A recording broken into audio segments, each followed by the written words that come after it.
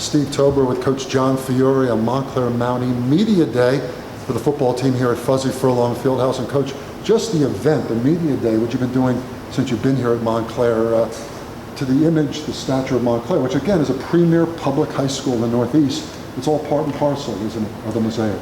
Yeah, it really is. I can't take credit for the Media Day. When I came in here, I had a great gridiron president, Pam Riley, who's our girls volleyball and boys volleyball coach, I believe, at Montclair.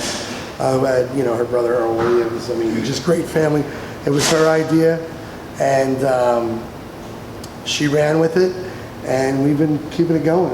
And I think we do it early enough that it gives you guys something to put in the paper before you get inundated with everything else. The team coming off obviously a rare sub-500 season, but the energy of the returning starters, the strength of the junior class, and some solid seniors, some good, better leadership maybe this year overall with your leadership workshops, which is a key part of what you did in the off-season.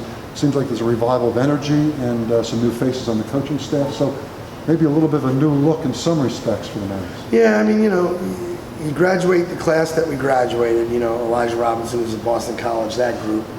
You come back, iffy to start, then what happened with our assistant football coach that year, and, just took us a little while to get our traction.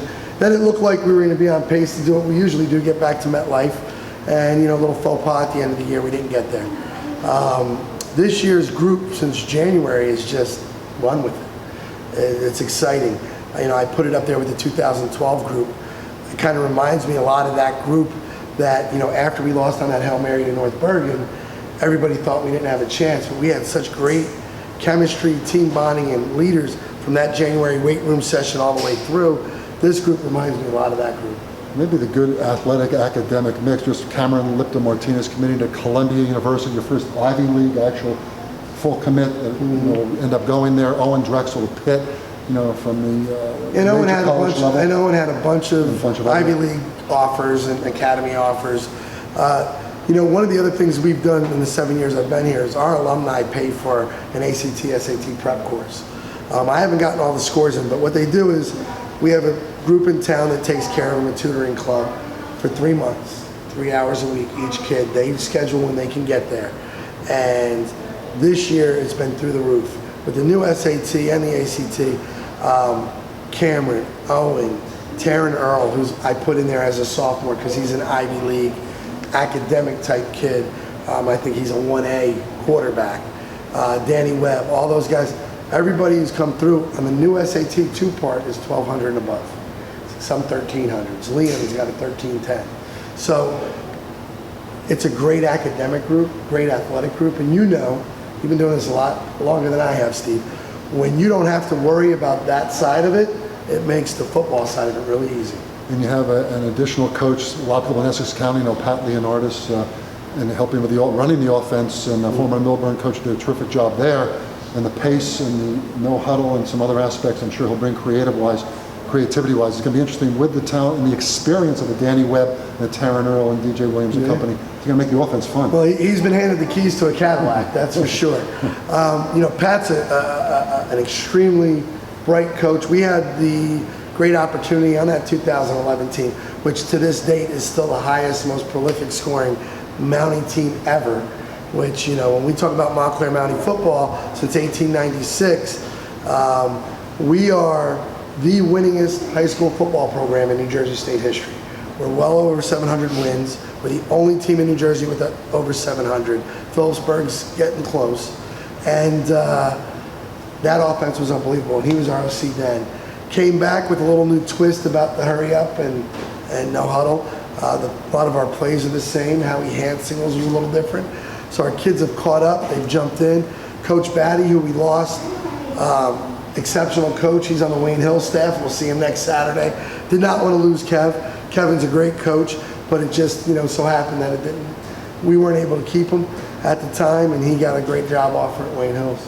You had some tough early results last year, Pascack Valley and the Chamonix. You open up this season with a very good Passaic Tech team over there. Mm-hmm. That could be a real tone setter for the season on September 9th. Oh, absolutely. Passaic County Tech's the defending state champs. The year before that, they lost to us in the state final. So we've been up at the top of that roost at Group 5 for the last few years together. They're well coached. They got an enormous amount of players. because they get the whole county of Passaic, and some really good football players. I know that one lineman's got a ton of offers, or he's verbal somewhere, and looking forward to that. You talked about last year, the first 4 games, we lost by a touchdown or less in the fourth quarter. I think our conditioning this year is going to help us. Passaic County Tech's always going to be a good litmus test for us. We also have Union City and Seton Hall Prep as non-conference games. So we haven't ducked anybody. I actually tried to pick up one of the other big parochials in the Livingston spot to give them relief. It just didn't work out this cycle. So, again, we don't duck anyone, you know that, and it's going to be a fun season. And no matter who wins that week 1 game, I'm assuming down the road we're probably going to bump into each other again. Yeah, that's whether with the North Jersey Super Football Conference inaugural season, you could see a lot of the same teams down the line. Schedule somewhat similar, but Passaic Tech, you had in a Morristown traditional program with some new coaching and whatnot. Columbia has a new coach in Gary Mobley. So there's some excitement in the new conference as well. Listen, I think the Super Conference, Joe Pyro should be commended, and that executive committee that's put that together. We're looking for an answer of the parochial public disparity in scores. I think that fixes that a little bit. I also think the fact that it was the first time in my career as a coach that we were, the coaches, invited into the process. So we all went up to Riverdale, all us Group 5 coaches, it was me, Chuck Johnson, Coach Demarest. We all sat in a room and said, what's the best way to take our portion of this league, the Group 5 portion, because our mantra there is, similar like schools.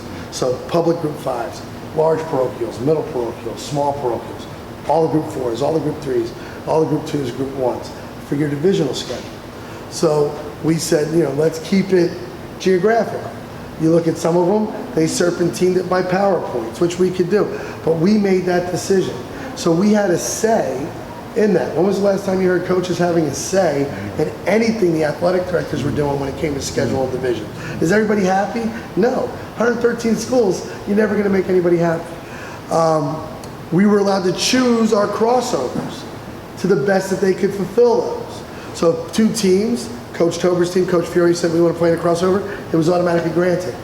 If I put it in and you didn't, but we were close in PowerPoints, then it went. If neither of us put it in, they matched you up by strength. So if you look, we got Seton Hall Prep.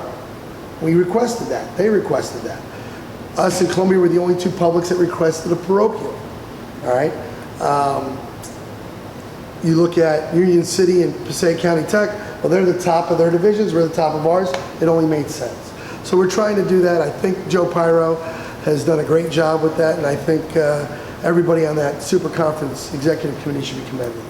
Well, John Fiore, it should be an exciting season ahead for the Mounties, looking to get back that North 1 Group 5 playoff championship we were so adept at being in the setting for so long, and best of luck in 2016 campaign. Thanks, and you do a great job, so keep it up. Thanks, John. John Fiore, head coach of Montclair, on the Montclair Football Media Day here at the Fuzzy Furlong Fieldhouse. I'm Steve Tober for Sideline Chat.